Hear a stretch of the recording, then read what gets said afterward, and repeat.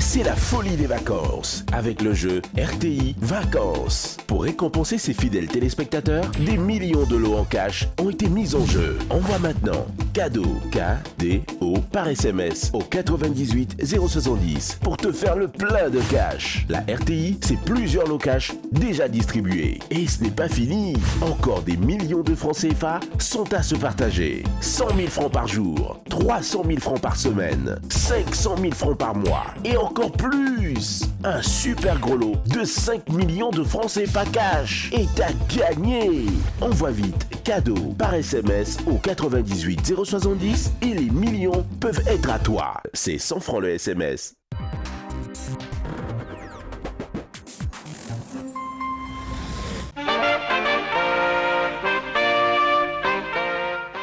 Le médiateur de la RTI recueille quotidiennement observations, critiques, analyses et témoignages qui permettent de mieux cerner les attentes du public. Pour vos préoccupations, écrivez au médiateur de la RTI par courrier 08 BP 3592 Abidjan 08, par courriel lemediateur@rti.ci, sur le site www.rti/lemediateur. Le médiateur est à votre écoute pour faire droit à votre droit à l'information.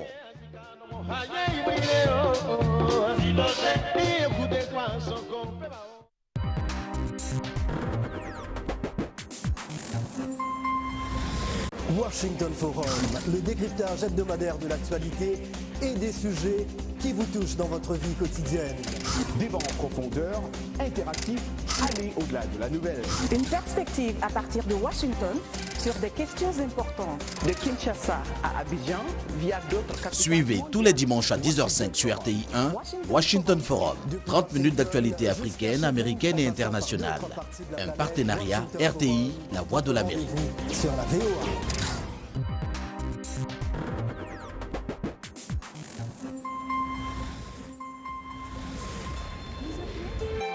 RTI 1, la chaîne qui rassemble. Et qu'est-ce que tu as dit hier nuit là même? Parce que je n'ai pas bien compris comme j'avais sommeil là. Il y a eu de faire la chose là. De faire quoi? Il y a eu de couper la tête. Donc c'est toi qui vas me dire de couper la tête? C'est moi qui vais te dire de couper la tête. Si tu ne coupes pas, je vais partir. Non, c'est à cause de partir là, je ne peux même plus respirer. Si tu veux, il faut partir? Je vais partir et d'ailleurs je m'en vais. Comment ça? C'est pas avec ça là. C'est pas avec ça là, j'ai eu mes enfants là.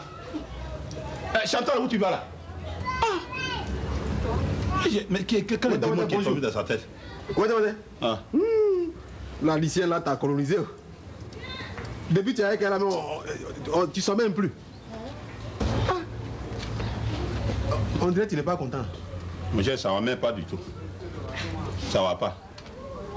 Mais hier soir on était ensemble, tu m'as rien dit. Là, si le problème va arriver là, on attend 3 jours. Mais après ton départ, ça peut arriver. C'est à la maison ici ou bien? C'est à la maison? Ah, on dit quoi encore? C'est pas la jeune fille que j'ai pris là. La lycéenne là? Ouais. Ah, vraiment, c'est pas possible. Elle dit quoi? Elle me dit d'enlever. Donc comme elle est jeune là, elle ne peut pas faire enfant. Elle dit d'enlever ça là. Elle dit c'est affaire d'enfant. Si je te dis depuis, je l'ai connu là, mais je n'ai même pas encore viabilisé. Tu ne vas pas me dire c'est faux. Tu dis quoi? Donc c'est non tu cherches dedans. Ah mon cher, c'est ça, on dit maladie qui veut tuer chien, c'est ça qui vient ici. C'est ça qui est sur moi là. Donc ton agent c'est cadeau. Elle me dit d'enlever la tête. Quoi? Et tu n'as rien dit? Mais je lui ai dit quoi? C'est ta tête là, elle veut prendre pour aller faire sacrifice. C'est pas... L'agent tu lui donnes ici, ça ne suffit pas ou bien? Elle va avoir l'argent plus que toi. Je ne veux pas faire d'argent, si elle veut encore d'argent, mais elle ne peut même pas me faire par là. Sinon elle me dit, ce n'est pas ma tête moi-même, hein. La tête de Bakaro Kumbala. C'est dit d'enlever. Oh, toi tu savais, ça, j'ai eu mes grands-enfants là. Donc elle ne connaît pas? Non, elle ne connaît pas. Mais je t'ai dit, depuis, je la connais, je veux viabiliser, elle ne veut pas. Et un jour, elle a vu ça. Maintenant, elle a vu, elle dit, tant que je n'ai pas enlevé la tête là, je ne peux pas. Mais dans ça là, mais je ne comprends pas. Tu as enlevé où? Tu n'as pas enlevé où? C'est même l'eau là qui sort. Moi, c'est pour cela, depuis là, est-ce que tu me vois avec les jeunes filles là? Non, tu as tué ta vieille là. Il a dit, tu as raison. mais de Parce façon, que le problème là, c'est pas petit. comme tu as déjà mis ta tête dedans, tu ne peux plus enlever. Mais vraiment, je l'aime. Hein. Oui, c'est ce que j'ai dit là. Ah. Donc, enfin, il faut exécuter. Il faut faire ce que tu as demandé, quoi. Mais je vais faire comment? Non, moi... il faut enlever. Mais il va enlever ça où? Non, là, c'est pas un problème. J'ai mon ami là. Le médecin là. Ah, un jour, okay. on est passé. Ouais. Voilà. Ah, donc c'est lui, il enlève aussi. Comment? On dit médecin, puis tu me demandes encore. Bon. Mais avant d'aller là-bas, il faut prendre ton téléphone parce qu'il ne faut pas, les gens vont savoir. Après ça. Ah, ouais. Là, c'est bien. Donc, tu m'attends. D'accord. Bon, suivant là. Tazo, tu vas attendre 2 minutes là. On est ensemble. Ah, vous êtes ensemble pour entrer là. Le travail est là. Ouais, j'ai dit ça. Enfin, docteur, vraiment, ça fait 2 semaines et j'ai pris une jeune fille là. Enfin, je l'aime très bien, donc vraiment, je suis obligé d'accepter toutes ces conditions. Alors, elle m'a dit d'enlever. Donc, si je n'enlève pas, en tout cas, je ne peux rien faire. Alors, j'ai tous ces problèmes-là, c'est pourquoi je suis venu vous voir. Ah, donc si je comprends bien, vous voulez faire un culottage, quoi? Non. Elle m'a dit d'enlever la tête. Enlever la tête, c'est-à-dire... La tête de Bakary Koumba. Vous êtes devant le docteur. Moi, je n'arrive pas à comprendre. Devant le docteur, on cache rien. Ça, c'est vraiment un jargon social. Je n'arrive pas à comprendre. C'est-à-dire en bas, là, voilà. Comme je n'avais pas coupé. Si je comprends bien, vous voulez vous faire circoncire, quoi. Voilà. Enfin, c'est pas un problème. Mais depuis, vous avez dû faire ça depuis votre jeune âge. J'avais peur, docteur. Et maintenant, de toute façon, c'est pas conseillé à cet âge-là, mais enfin, comme vous êtes dans l'obligation, ben, vous serez obligé de faire ça. On doit faire quelque chose, sinon, si ça ne s'est pas enlevé. Est-ce que vous n'avez pas peur? Ça fait un peu mal. Vraiment, j'ai peur. Je vais vous faire. C'est quel nom déjà? Moi, Pierre. Enfin, je vais vous prescrire une ordonnance et puis après, vous allez acheter les médicaments pour suivre le traitement, quoi. Merci, docteur. Mais je crois que c'est pas beaucoup conseillé à votre âge. Ben, enfin, quand vous êtes dans le besoin, ben, on sera obligé de vous faire ça. Vraiment, il faut que je le fasse, parce que je ne vais pas gaspiller mon argent cadeau. Je suis une jeune fille comme ça. Là. Ok. Moi-même, je lui ai dit ça, mais est-ce que vous êtes prêt ce matin? Oui, docteur. Ok, bien, venez.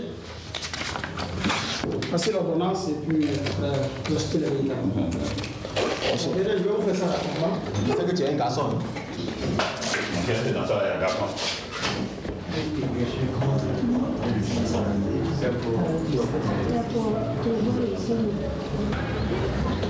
Ah, ouais, toi. Qu'est-ce qu'il y a? Ah, ça va, grand frère? Ouais, mais on ne te voit plus au damier là. Ah, ça va pas, mon frère. Ah, tu as Furon? Oui, tu es malade. Ça me fait mal, hein? Très mal même. Furon là? Mais tu n'es pas quitté à l'hôpital? Si, je viens de l'hôpital. Mais le docteur t'a dit quoi? Ah, il a enlevé la tête. Tu es Furon là?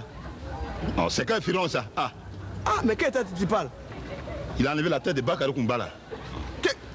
Ça là? Oh, ouais. Il y a quoi? Donc, à ton âge, ça là, à 45 ans, on n'enlève plus. À 45 ans, si tu enlèves, mon frère, tu peux mourir. Pas... Mais comment? On a déjà enlevé, comment il veut mourir? Non, c'est déjà quitté. Ouais. 2 mois, c'est fini. Tu ne fonctionneras plus. Tu es mort en bas. Je m'appelle, hein? Mais attends, mais donc... Mais le docteur ne m'a pas dit ça? Non, quand j'ai parti, il n'a rien dit même. Il n'a rien dit? Enfin, il a dit c'est un peu grave, mais... Ah, je t'ai pas dit. Tu es foutu. Tu es mort en bas, c'est fini. Tu es mort en bas. Tu es retraité. C'est à la retraite directe. À 45 ans, on ne coupe plus ça là. Sinon, c'est fini. Pour toi, c'est fini.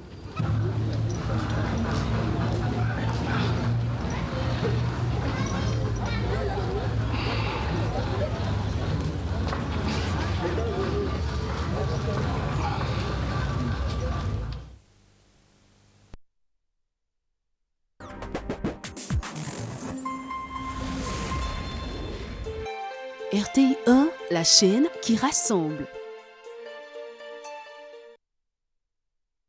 30 milliards de francs CFA, c'est le budget alloué au ministère en charge de la gestion de l'environnement et de la salubrité urbaine pour redonner fière allure au district d'Abidjan en matière de salubrité. Du 17 août au 31 octobre 2015, une vaste opération dénommée Abidjan Ville Propre 2 va être mise en œuvre. Objectif, mettre fin à la présence des ordures ménagères dans les rues et carrefours des 10 communes d'Abidjan. Mettre en place un mode opératoire qui permette que cette opération Abidjan Ville Propre soit une réussite.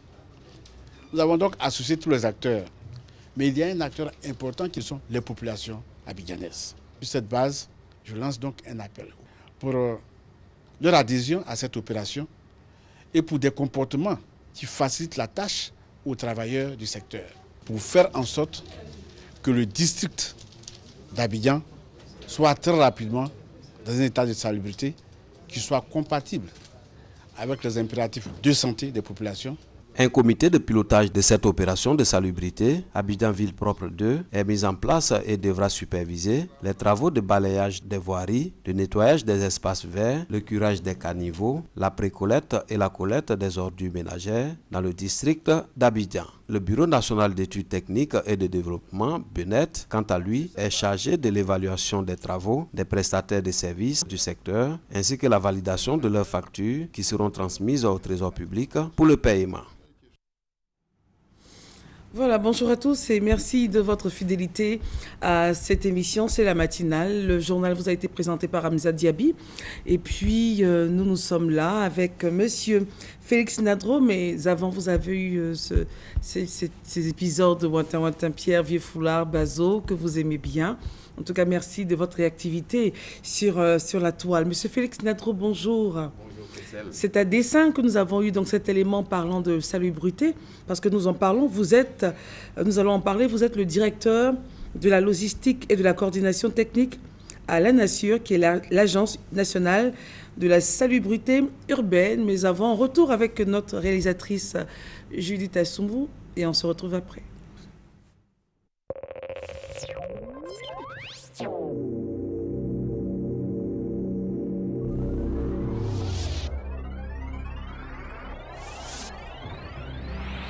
Et voilà la troisième étape de la grande caravane magique. Étoile Magie de Daloa, ta marque préférée sera dans ta région du 17 au 23 août pour te faire gagner de nombreux lots magiques. Tu es jeune, dynamique et passionné de cuisine. Magie t'invite à venir faire la fête avec les étoiles de Daloa le samedi 22 août. Plusieurs activités au programme, le concours culinaire, la grande soirée gastronomique et en apothéose, le méga concert magie à l'espace pétanque. En grande attraction, Claire Bailly et Kejevara. Avec Magie, chaque femme est une étoile. Nestlé, good food, good life.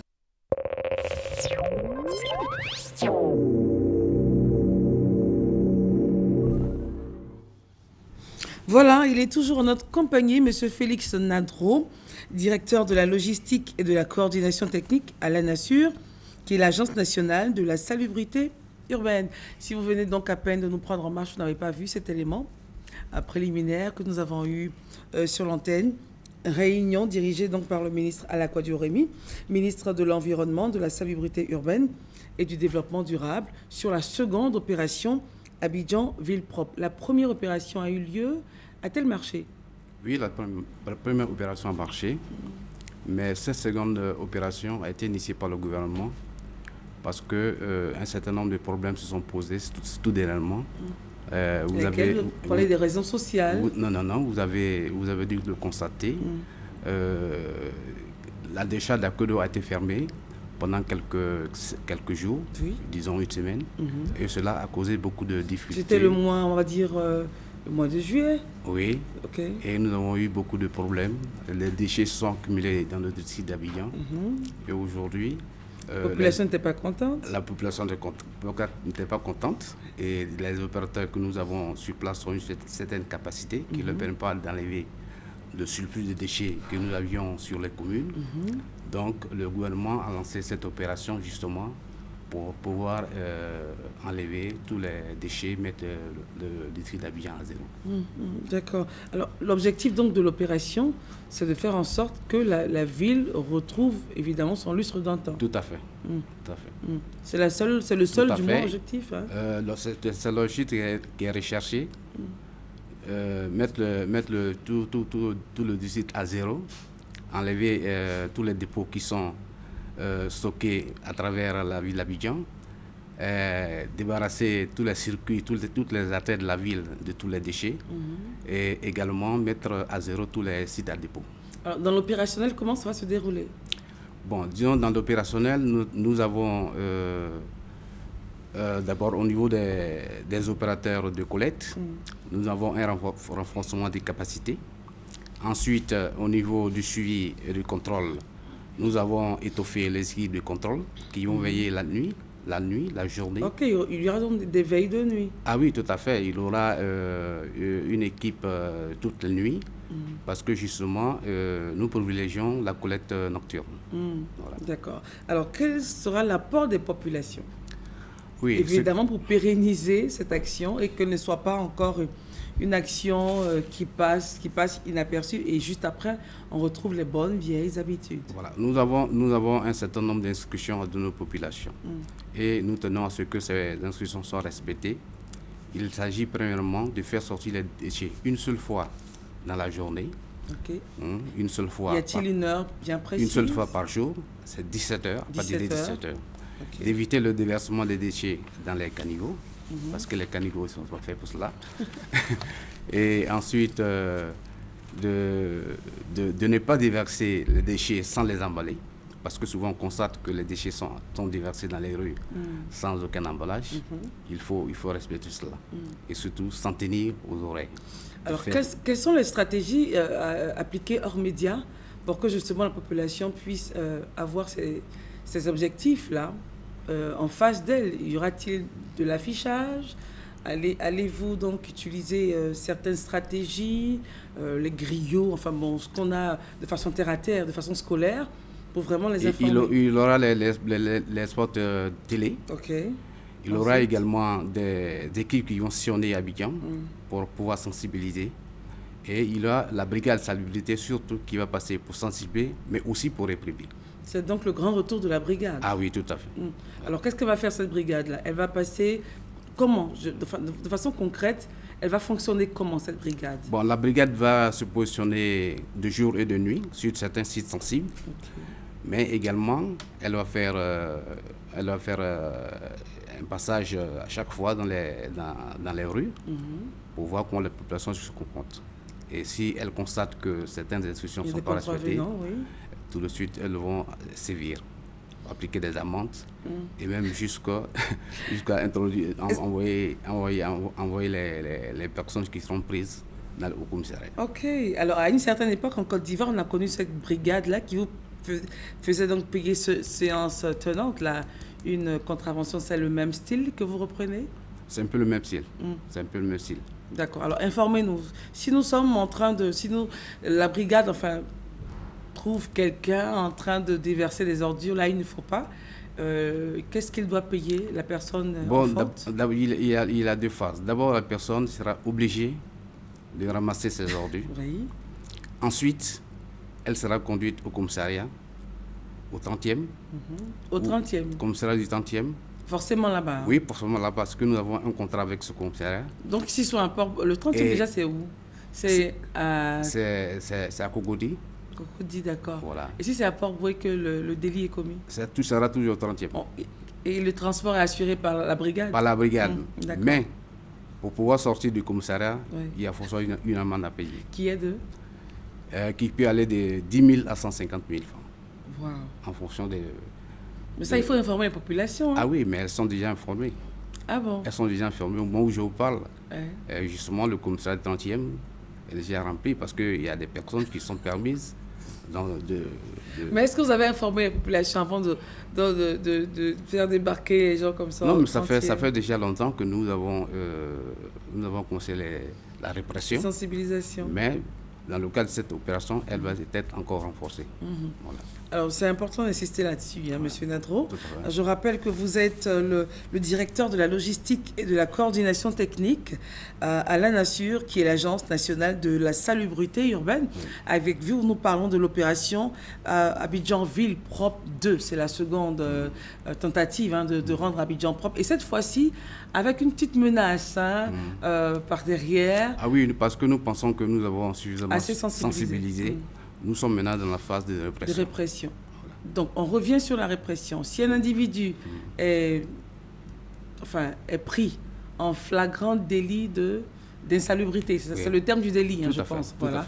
Flagrant délit d'insalubrité, que ce soit Marcory, Koumassi ou autre, il est transféré au 30e, qui est à Cocody. Et là, il paie une amende avant de sortir du commissariat, évidemment. Voilà. On va dire avant d'être libéré, il paye une amende de 10 000. On peut même aller plus loin. Il peut aller jusqu'à se retrouver dans le parquet. C'est quoi la catégorisation de ce genre de délit? Enfin, comment vous le segmentez? Bon, les spécialistes peuvent vous en parler, mais ce que je sais, c'est que... Il faut qu'il ait dans sa poche entre 10 000 et 150 000. 10 000 et 150 000, voilà. D'accord.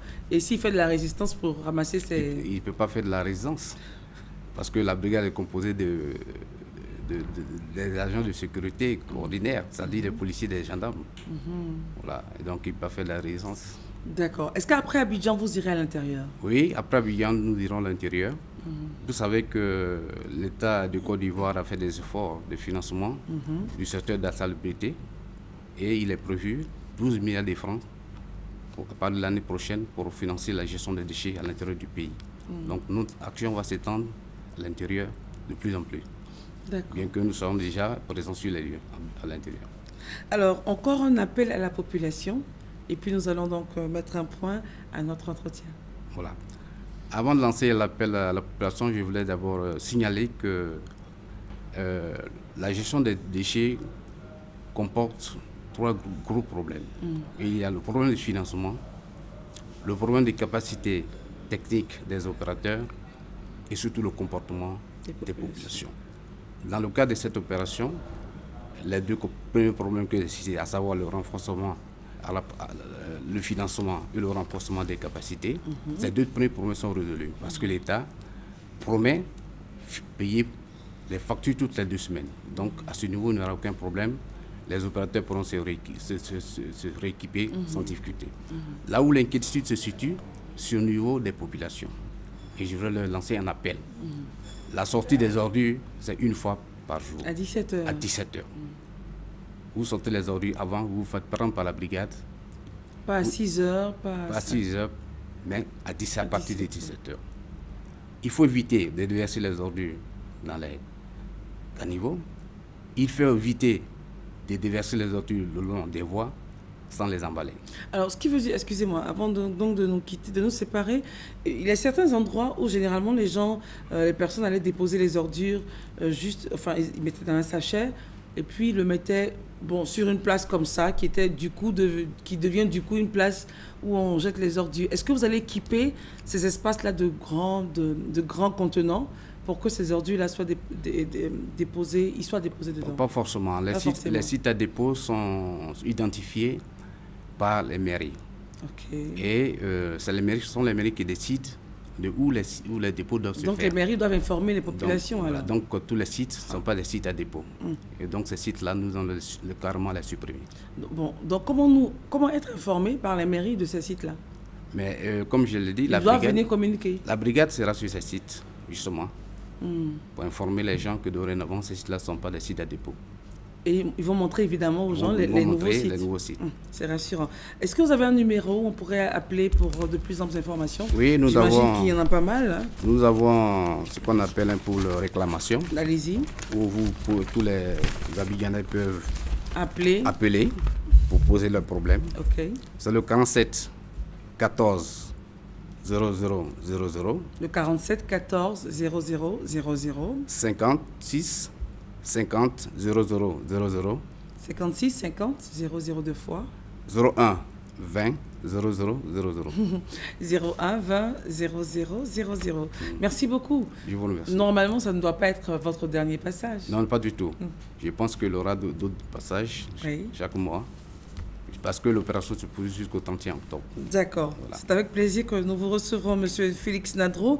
Vous êtes le directeur de la logistique et de la coordination technique à la NASUR, l'Agence nationale de la salubrité urbaine.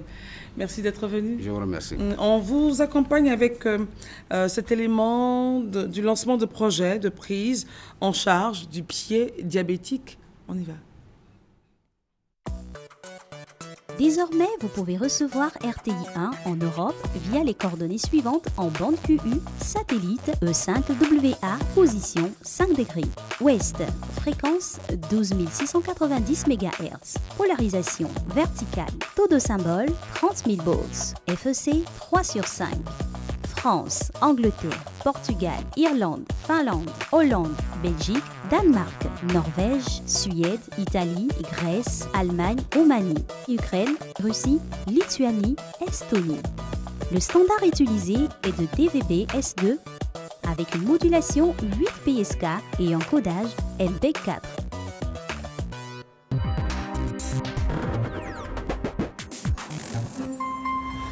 Réfléchis bien, Carmenia. Si on arrête avec cette famille, je vends le bateau. Ouais, je pense pouvoir en tirer 500 000 au moins. Pourquoi pas? Tu vois trop petit de nouveau, hein? Tu crois? Mon fiancé m'a demandé en mariage. Il t'a demandé en mariage? Je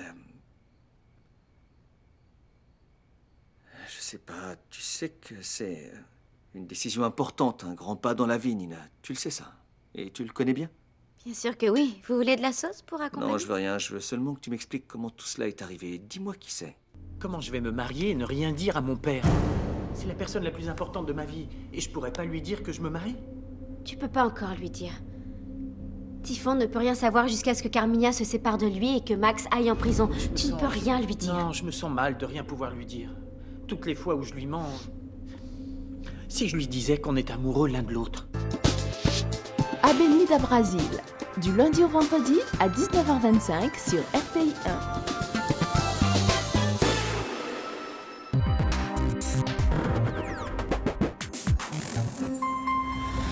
J'ai reçu la visite de notre sage-femme, Linda. Je suis passée chez le chef du village pour qu'il parle aux hommes et aux femmes de ce village, afin qu'ils leur disent combien de fois c'est important de faire suivre les grossesses à l'hôpital. Je suis allée voir Linda, la sage-femme. Elle dit qu'il est temps que je fasse ma consultation. Consultation? C'est quoi consultation? Elle est venue m'expliquer l'importance d'accompagner vite nos femmes, nos sœurs et nos filles qui sont en travail à l'hôpital. Oh, il paraît que Afou a piqué une crise et qu'on l'a amené à l'hôpital. Afou a piqué une crise? Oui. Non, mais attends. Mais on l'a amenée à l'hôpital, donc elle est en sécurité, il n'y a pas de problème. Attends, Efidi. Une femme enceinte qui pique une crise et tu trouves que c'est pas important? À quel âge a-t-elle eu sa première grossesse? C'est autour de 15 ans par là. 15 ans.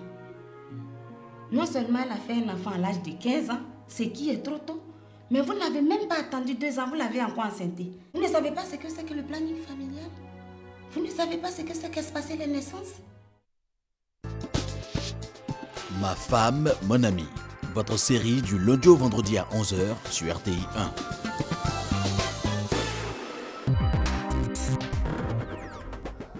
De 2012 à 2014, l'association Obésité et Diabète de Côte d'Ivoire, grâce à l'appui financier de la Fondation mondiale du diabète, a pu, entre autres, créer et installer 10 micro-cliniques et 40 centres de prise en charge ambulatoires du diabète dans tout le pays afin d'assurer un meilleur suivi des diabétiques. En 2015-2018, pour la deuxième phase du projet, il s'agit d'améliorer les capacités pour la prévention et la prise en charge du pied diabétique afin d'éviter l'amputation et ainsi que la mortalité de cette complication redoutable, extrêmement grave et coûteuse. Une action saluée à sa juste valeur par les autorités sanitaires. Il était urgent que le gouvernement ait une riposte et une réponse appropriée face à ce véritable problème de santé publique qui devient maintenant un problème de développement si nous n'y prenons garde. Autre action majeure, une campagne de sensibilisation de dépistage du diabète et du pied diabétique. Visite et remise de matériel aux différents responsables des microcliniques étaient également au menu.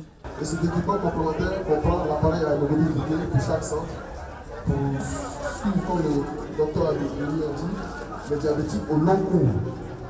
Ensuite, vous avez un pèse-aliment pour bien affiner le régime alimentaire et les démonstrations culinaires. Ces matériels permettront de renforcer les capacités des centres en matière d'éducation, de suivi du diabète et de prise en charge du pied diabétique.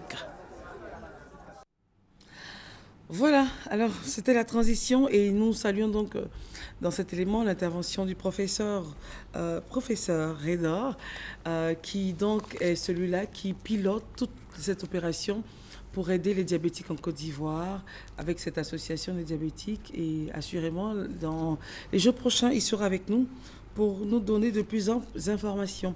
Monsieur Koupon-Yoleba, bonjour. Bonjour, Christelle. Vous allez bien? Pas tellement bien. Un peu grippé, vraiment resté très loin de moi. Je suis très loin de vous. Alors, vous êtes le vice-président de l'Ordre des architectes de Côte d'Ivoire, architecte en chef chargé de l'habitat rural, spécialisé dans les pays en voie de développement. Habitat rural et urbain dans les pays en voie de développement. Merci d'être là. C'est moi qui vous remercie. Nous partons à Issia avec vous. Oui.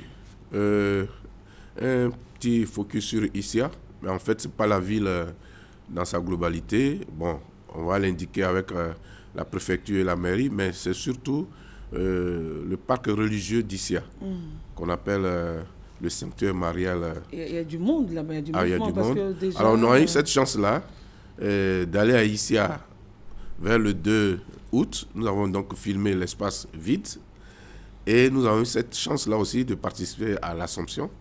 Donc, nous avons filmé donc, l'espace plein. Et puis après, le dimanche, comment ça se comporte, qu'est-ce qui manque, qu'est-ce qu'il faut ajouter, pour demander à l'État d'agir et puis à la mairie aussi de soutenir donc, ce sanctuaire-là.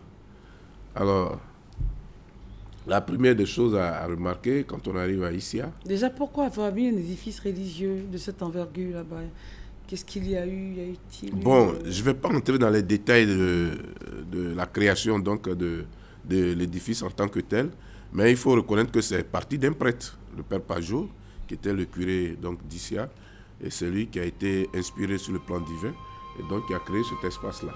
Mais qui présente sur le plan écologique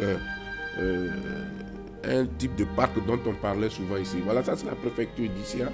Donc on est en plein cœur de la ville d'Issia. C'est l'une des rares villes qui a un cœur, un point central avec des grandes places. La préfecture d'Issia, elle est particulière, c'est une préfecture qui n'a pas de clôture, qui est carrément dans la rue. Ça c'est la résidence du préfet, qui a été réhabilitée par donc l'État et qui va recevoir bientôt le chef de l'État. Et donc voilà la grande place. On annonce un peu la ville avec un ensemble de bâtiments type colonial qui méritent d'être revus pour un ravalement. Et je suis sûr que le ministre de la Constitution va interpeller le maire pour que tout ça soit ravalé dans l'esprit de ce qu'on recherche actuellement. Ça, c'est la rue qui mène donc à la mairie.